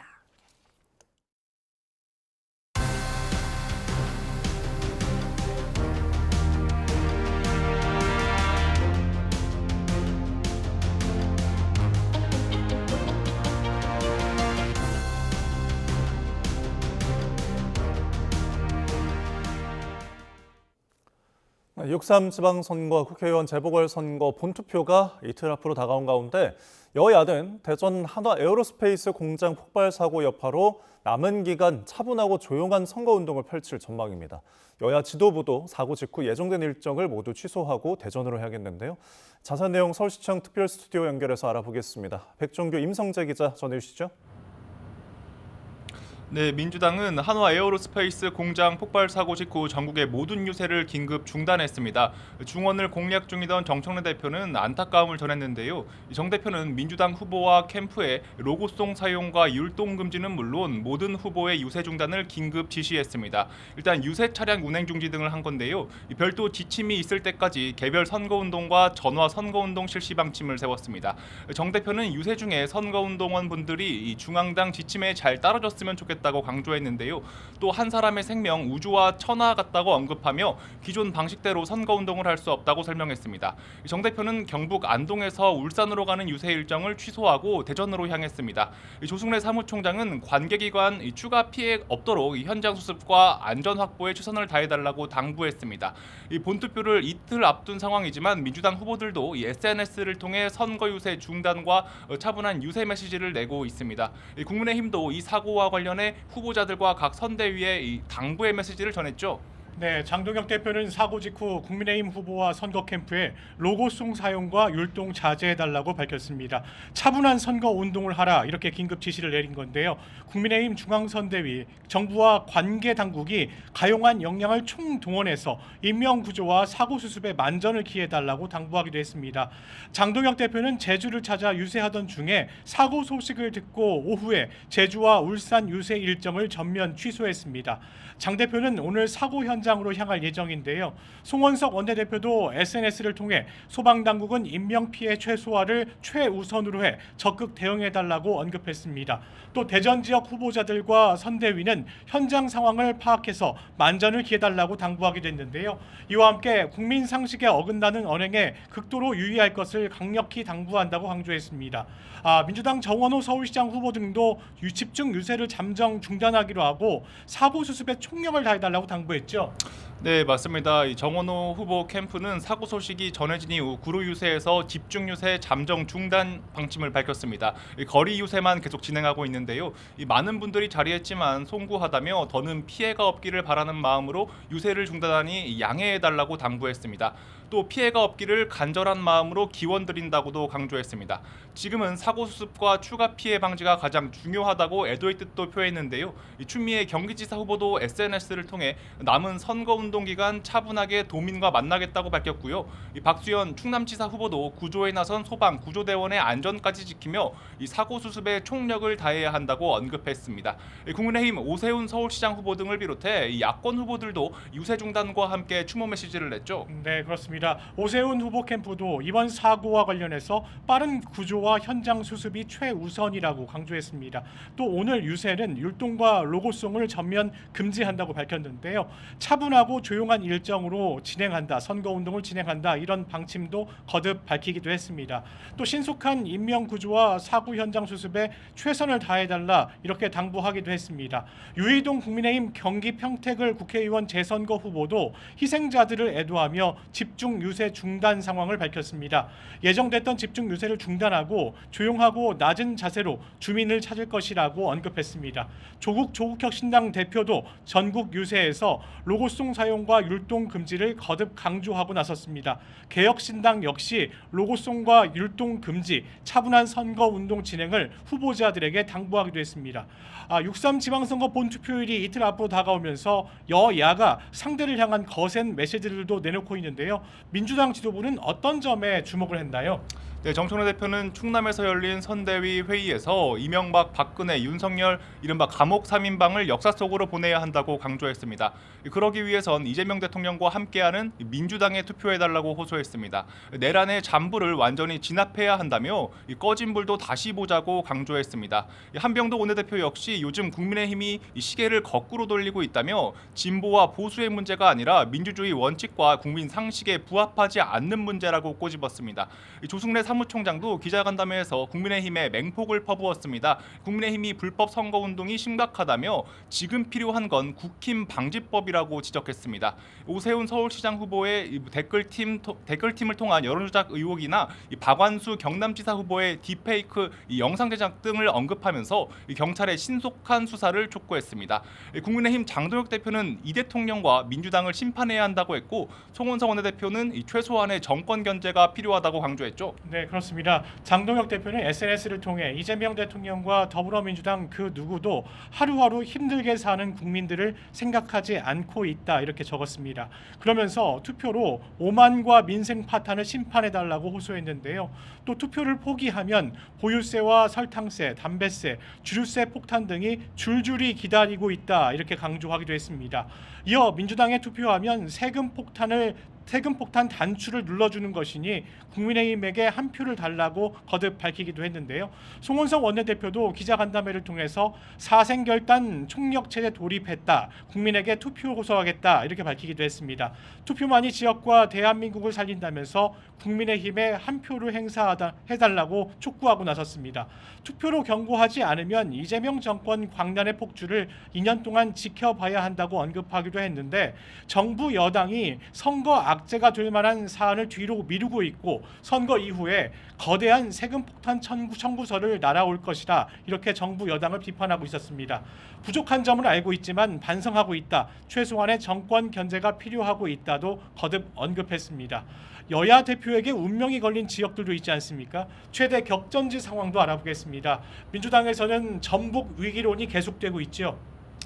네, 맞습니다. 민주당에서는 전북 위기론이 계속되고 있습니다. 이 전북지사 상황이 심상치 않은 건데요. 이 무소속 김관영 후보의 상승세가 민주당에게 위기를 불러오고 있습니다. 김관영 후보는 대리비 지급 의혹으로 제명당한 바 있는데요. 그러나 최근 민주당을 향해 비판의 목소리를 높이고 있습니다. 김 후보는 오늘도 자신이 당선된다면 오는 9월 당에 복당하겠다고 거듭 밝혔습니다. 정청래 대표가 사퇴해야 한다며 이 전당대회에서 지도부가 바뀌도록 노력할 것이라고도 강조했습니다. 이 선거 결과에 따라 이 지도부 상황이 간단치 않은 셈인데요. 이에 지도부도 김 후보를 향해 비판의 목소리를 쏟아내고 있습니다. 정청래 대표는 대한민국의 민주주의를 위해선 이원택 후보를 꼭 찍어야 한다고 거듭 호소했고요. 조승래 사무총장도 이 기자간담회에서 김 후보가 당선되더라도 재선거를 해야 한다며 전북도민의 이 현명한 선택을 촉구했습니다. 네, 그리고 국민의힘은 국회의원 재보궐선거 지역 가운데 지금 부산 북갑 선거에 사활을 걸고 있죠. 네, 그렇습니다. 국민의힘은 무소속 한동훈 후보가 하정우 독주 체제를 깨면서 골머리를 앓고 있습니다. 국민의힘 박민식 후보가이지만 주목도가 좀 떨어지는 상황인데요. 한 후보는 윤석열 전 대통령 탄핵에 찬성하고 이른바 당원 게시판 논란으로 장동혁 지도부에서 제명된 인물입니다. 이런 한 후보가 부산 북갑에서 무소속으로 원내에 입성한다면 그 자체만으로도 장 대표에게는 큰 타격입니다. 한 후보를 둘러싼 기싸움도 적지 않습니다. 친한계 의원들과 당권파 의원들이 상반된 주장을 내놓으면서 선거가 끝날 때까지 기싸움은 계속될 것으로 보입니다. 이제 6.3 지방선거 본투표일을 이틀 앞두고 있는데요. 대전 폭발 사고 여파로 여야 모두 본투표까지는 차분한 선거 운동을 이어갈 것으로 보입니다. 지금까지 서울시청 광장에 마련된 YTN 특별 스튜디오에서 전해드렸습니다. 이번 지방선거 초대 관심 지역 중 하나인 전북지사 선거가 지나치게 과열 양상을 보이고 있습니다. 유세 현장에서 다툼이 벌어지는가 하면 비방 현수막까지 등장했습니다. 김민성 기자가 보도합니다. 전북 전주시 한 사거리. 이원택 더불어민주당 전북지사 후보의 선거운동원이 김관영 무소속 후보 유세차 밑에 하반신을 넣고 드러누웠습니다. 이른바 자리 다툼 때문에 벌어진 일인데 상대방 유세 차량 앞까지 가로막아 자칫 사고로 이어질 수도 있었습니다. 정책을 얘기하고 미래를 얘기해서 도민들에게 최종 판단할 수 있도록 기회를 드리는 것이 맞다라고 생각하고 좀 더 양쪽 지지자들이 좀 더 자제하고 절제하는. 지난달 정청래 민주당 대표의 전주 유세 때는 일부 김관영 후보 지지자들이 기습 시위를 벌였습니다. 결과적으로 선거 운동을 방해한 건데 이원택 후보 측은 선거를 방해하는 테러 행위라고 규정했습니다. 정청래 대표에 대한 공격이 과열됐죠. 사실 그렇잖아요. 상식을 넘어서는 공격을 선거 방해 행위를 했던 것이 민주주의 선거에서 있을 수 없는 행위입니다. 그건 백석 테러 수준에 가까운 행위인데. 사전투표 전날 밤에는 민주당이 전주, 군산 등 전북 지역 곳곳에 김관영 후보 현수막 주변을 불리한 문구로 도배하다시피 하는 일까지 벌어졌습니다. 각 자치단체에서 5개 광고물법 위반이라며 긴급 수거 작업을 벌였는데 이원택, 김관영 양측 선거전이 그야말로 진흙탕 싸움으로 번지고 있습니다. 상호 비방과 고소 고발이 난무하고 있고 감정까지 과열된 양상. 선거전이 도를 넘었다는 지적이 나오는 만큼 유권자인 전북 도민들의 냉정한 판단이 어느 때보다 중요해졌습니다. YTN 김민성입니다. 이른바 5.18 탱크데이 마케팅으로 논란에 빚은 스타벅스가 선불카드 잔액을 조건 없이 전액 환불하기로 했습니다. 고객 불만이 커지자 환불 기준을 2주 동안 완화한 건데요. 이번 조치가 소비자 신뢰 회복으로 이어질 수 있을지는 미지수입니다. 오동건 기자입니다.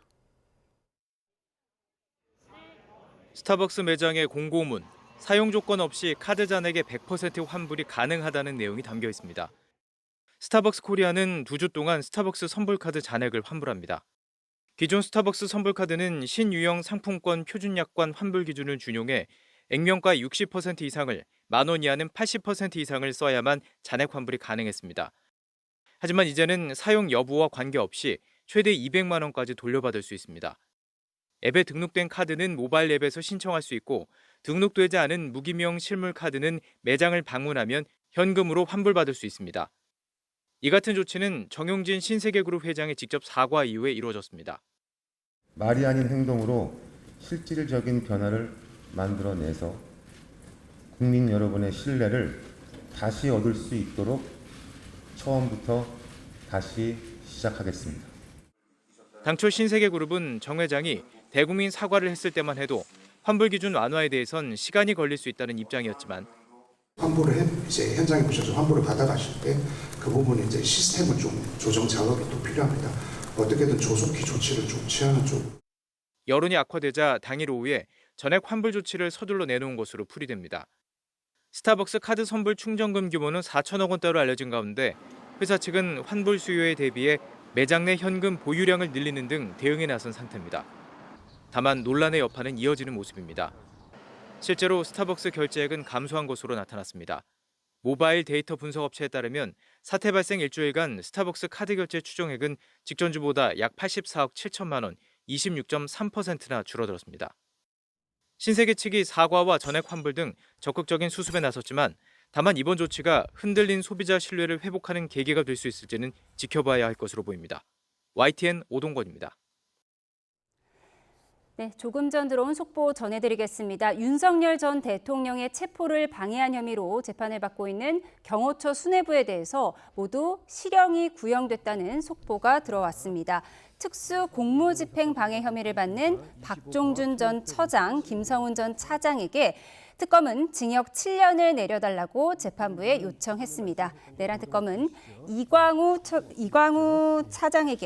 본부장에게는 징역 5년, 김신 본부장에게는 징역 3년을 구형했습니다. 다시 한번 전해드리겠습니다. 윤석열 전 대통령의 체포를 방해한 혐의를 받는 경호처 전 수뇌부들에게 모두 실형이 구형됐습니다.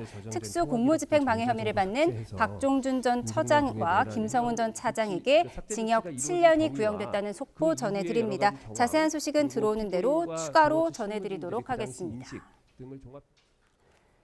비교적 온건파로 꼽히는 이란 대통령이 강경파인 혁명수비대와의 갈등으로 사임 의사를 밝혔다는 보도가 나왔습니다. 이란 정부는 즉각 부인했지만 미국과의 종전 협상이 막판 진통을 거듭하는 가운데 이란 내부의 복잡한 사정이 터져나온 거란 관측이 많습니다. 김선중 기자입니다. 지난 3월 미국과 이스라엘의 폭격에 맞서 이란도 중동 지역 미군 기지를 겨냥해 반격에 나섰습니다. 주변 국가들의 피해가 커지자 페제스키안 이란 대통령은 이례적으로 공개 사과했습니다. من اینجا لازم از کشورهای همسایه که مورد حمله قرار گرفتن از طرف ایران 하지만 강경파인 이란 혁명수비대는 굴욕적이라며 강하게 반발했습니다. 곧바로 독자적인 공격을 퍼부으며 대통령의 발언을 노골적으로 무시했습니다. 미국과의 종전 협상 과정에서도 번번이 충돌했습니다. 대통령이 협상 의지를 보일 때마다 강경론을 주도하는 혁명수비대에 가로막혔습니다. We have been speaking to them, but they don't even know who's leading the country. They're in turmoil. 페제스키안 대통령은 최근 내각 회의에서 제한된 소수가 리더십을 장악해서는 안 된다며 혁명수비대를 직접 비판했습니다. 일부 이란 반체제 매체들은 페제스키안 대통령이 사임 의사를 밝혔다는 주장도 내놨습니다. 이란 대통령실은 사임서를 즉각 부인했지만 미국과의 종전 협상이 막바지에 다다르면서 이란 내부의 복잡한 사정이 표면화되고 있다는 분석이 많습니다. مشخصی نرسه نمیشه در موردش قضاوت کرد. همه آنچه که گفته میشه الان گمانه‌زنی‌هایی که صورت میگیره به نظر من بهش اهمیت نباید داده بشه تا وقتی که به قطعیت 오락가락하는 트럼프 미국 대통령만큼이나 이란 역시 내부 갈등으로 전쟁의 출구를 찾는 데 애를 먹고 있습니다.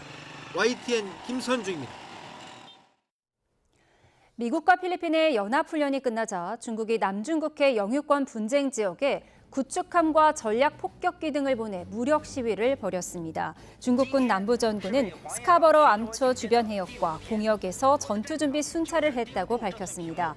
남부정부가 공개한 영상을 보면 052D형 구축함과 054A형, 056A형 호위함을 비롯해 HUK 전략폭격기와 J-16 전투기 등이 동원됐습니다. 중국 해경도 같은 날 같은 장소에서 법집행 순찰을 했다고 발표했습니다.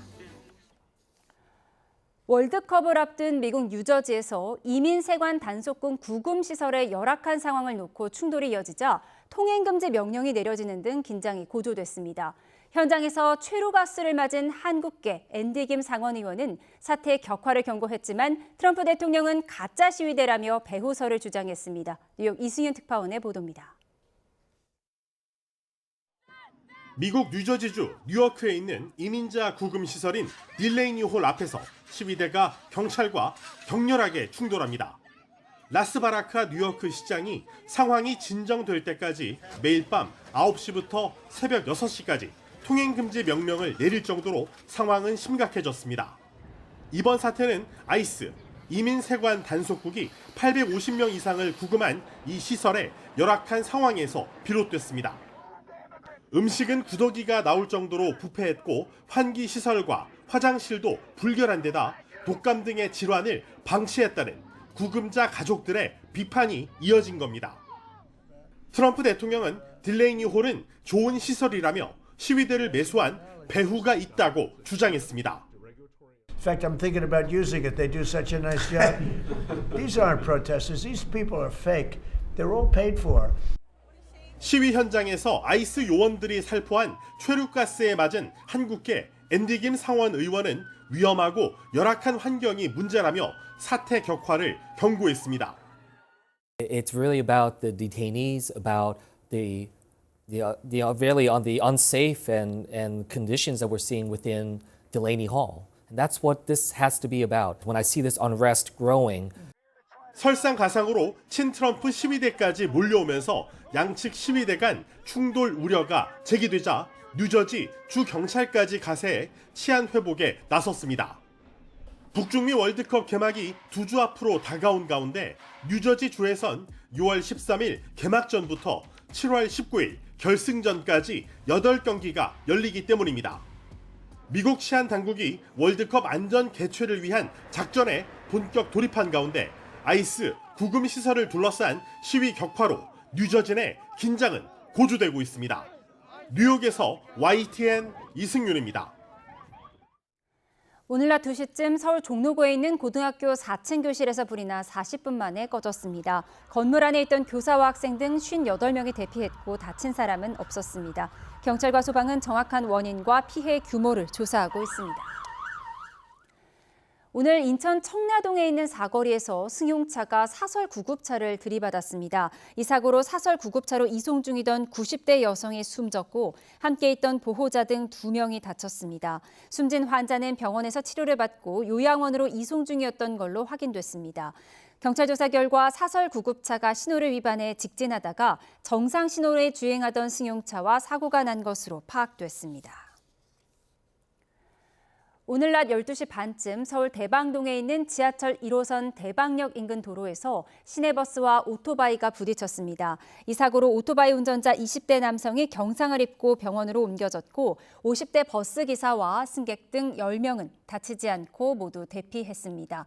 경찰은 시내버스가 차선을 바꾸는 과정에서 옆 차선에서 직진하던 오토바이를 들이받은 것으로 보고 정확한 사고 경위를 조사하고 있습니다.